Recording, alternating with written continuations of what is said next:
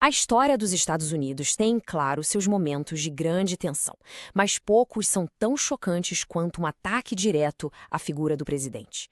O que aconteceu recentemente com Donald Trump não é de forma alguma um evento isolado. É, na verdade, só o capítulo mais recente de uma crônica longa e bem perturbadora.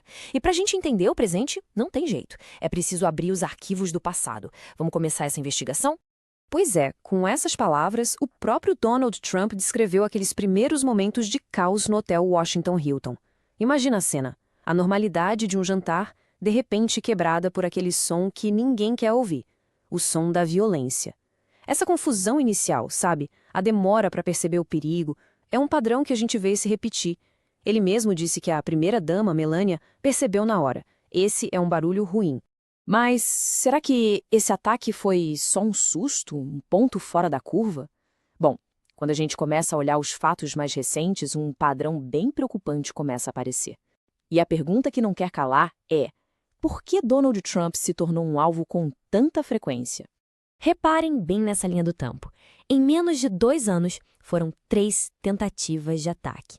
Começou com um comício na Pensilvânia, onde ele foi atingido de raspão na orelha. Depois, um atirador foi encontrado escondido num campo de golfe na Flórida. E agora, esse incidente em Washington. Essa sequência toda acende um alerta, mostra uma vulnerabilidade que, de verdade, nos obriga a olhar para a história. E quando a gente olha para trás, o que se encontra é um eco bem sombrio. A violência contra líderes é uma cicatriz antiga e profunda na história americana. Para conseguir compreender a ameaça de hoje, é fundamental revisitar os casos que não só mudaram os protocolos de segurança, mas que abalaram a alma da nação. 4 presidentes foram assassinados no exercício do cargo.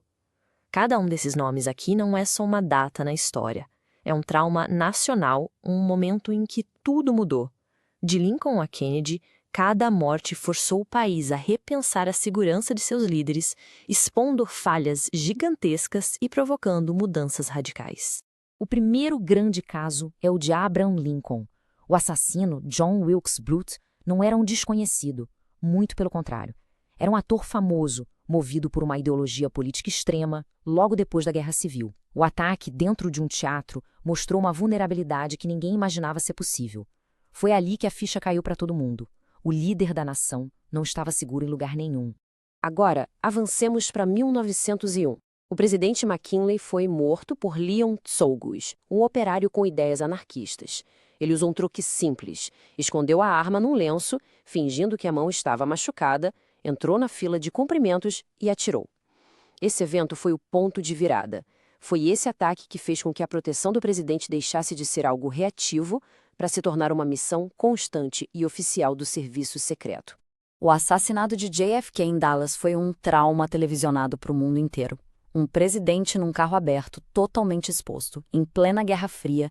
A morte de Kennedy forçou uma revisão completa de como um presidente deveria interagir com o público. Sabe, ali foi basicamente o fim de uma certa era de inocência.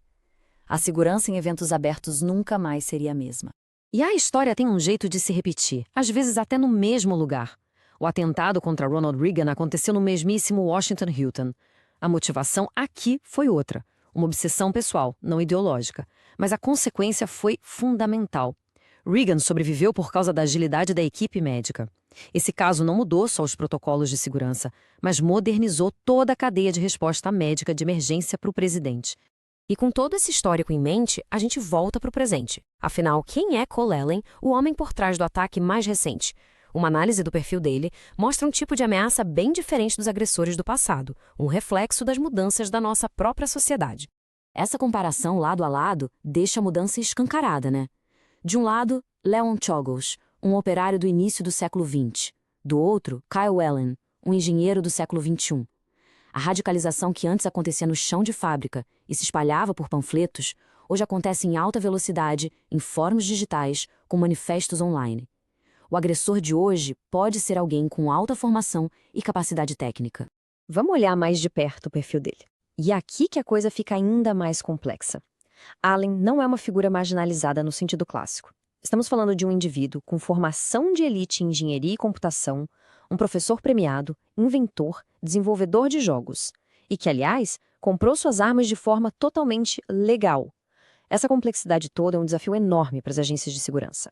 O amigável assassino de federais. Foi esse o título que o próprio Cole Allen deu ao manifesto que enviou para a família antes do ataque. Essa contradição no nome, né? Amigável e assassino, isso já dá uma pista da mente calculista e do estado psicológico complexo por trás de um ato planejado nos mínimos detalhes.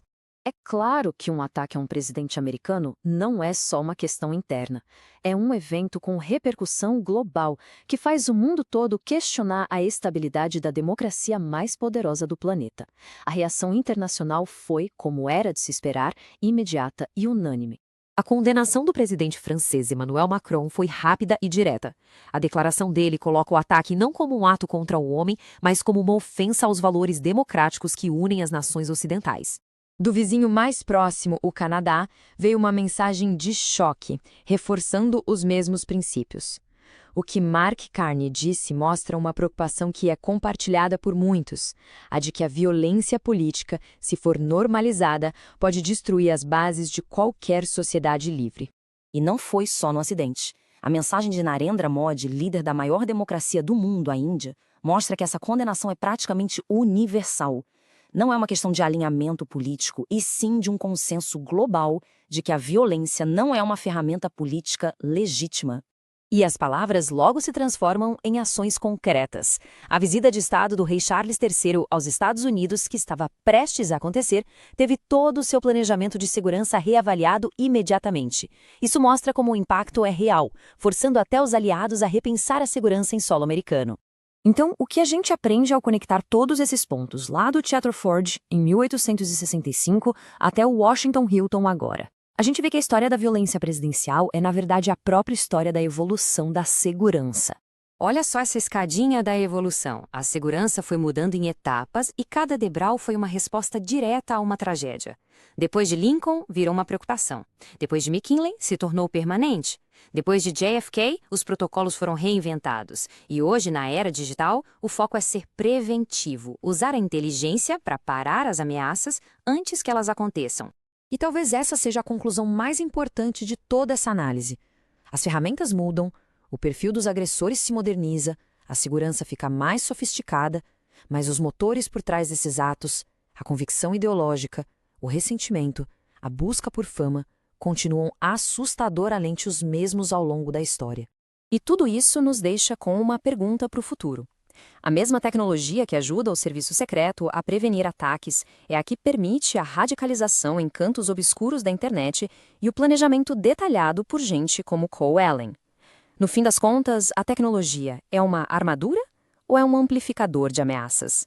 A resposta talvez seja as duas coisas, e é essa tensão que vai definir a segurança no século XXI. Inscreva-se no canal. Você será retribuído com mais informações, notícias e atualidades.